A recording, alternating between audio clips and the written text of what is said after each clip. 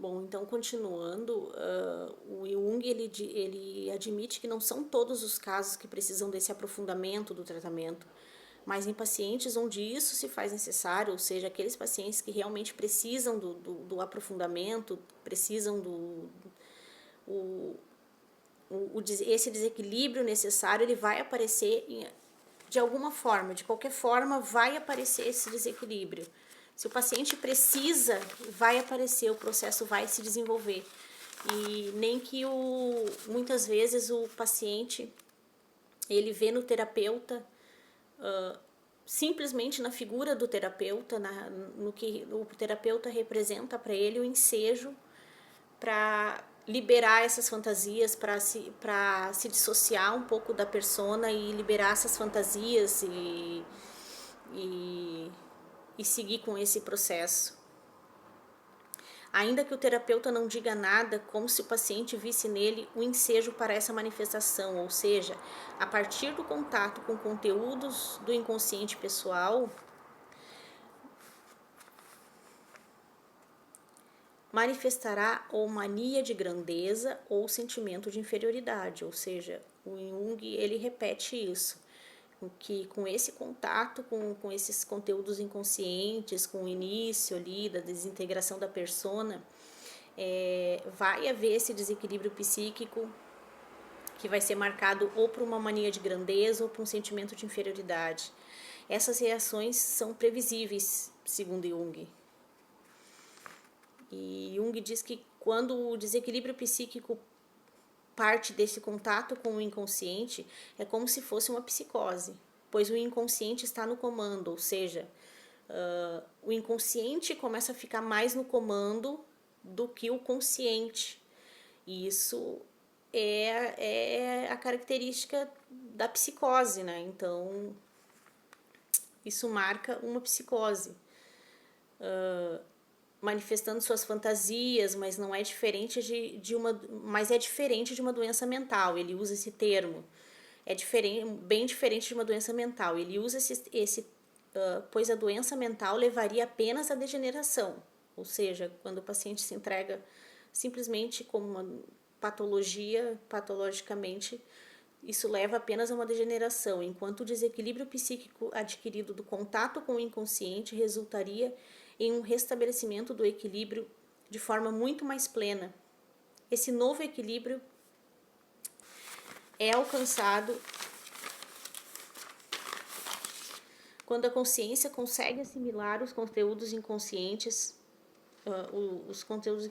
ou seja, esse novo equilíbrio depois do desequilíbrio, esse novo equilíbrio da restabelecimento da persona, que é a intenção, ele se dá quando a consciência consegue assimilar esses conteúdos do inconsciente. Quando os conteúdos inconscientes chegam, se o indivíduo se deixa simplesmente dominar, ele estará esquizofrênico, ou seja, vem os conteúdos inconscientes, os conteúdos do si mesmo, e se o paciente se deixar simplesmente dominar, ele estará esquizofrênico. Se ele confiar nesses conteúdos, não se deixar dominar, mas confiar nesses conteúdos, ele se tornará um excêntrico ou infantil e apartado da sociedade. Porém, se rejeitá-los, aí se iniciará a restauração progressiva da persona. Tal processo pode parecer aos outros uma situação... Tal processo pode aparecer em outras situações vitais, ou seja, não é exclusivo do tratamento analítico, esse aparecimento, o aparecimento de todo esse processo, né? E isso acontece muitas vezes em situações críticas da vida, em várias situações, em casos extremos,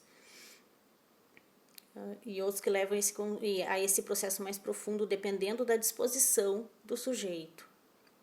Aí logo em seguida o Jung ele fala sobre transferência.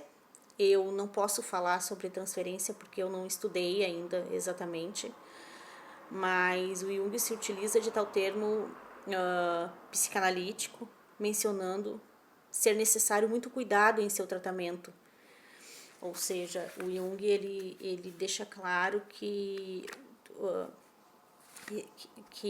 é preciso muito cuidado quando há uma transferência. Quando há uma transferência, é preciso muito cuidado para não haver um rompimento abrupto com o paciente. Ele acha que essa não é uma boa ideia.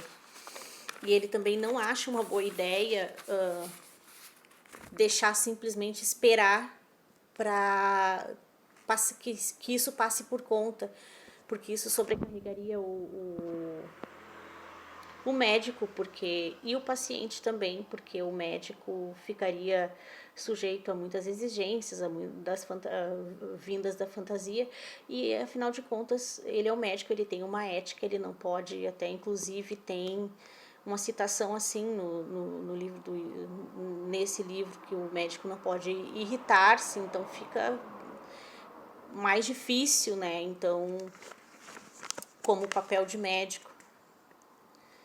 E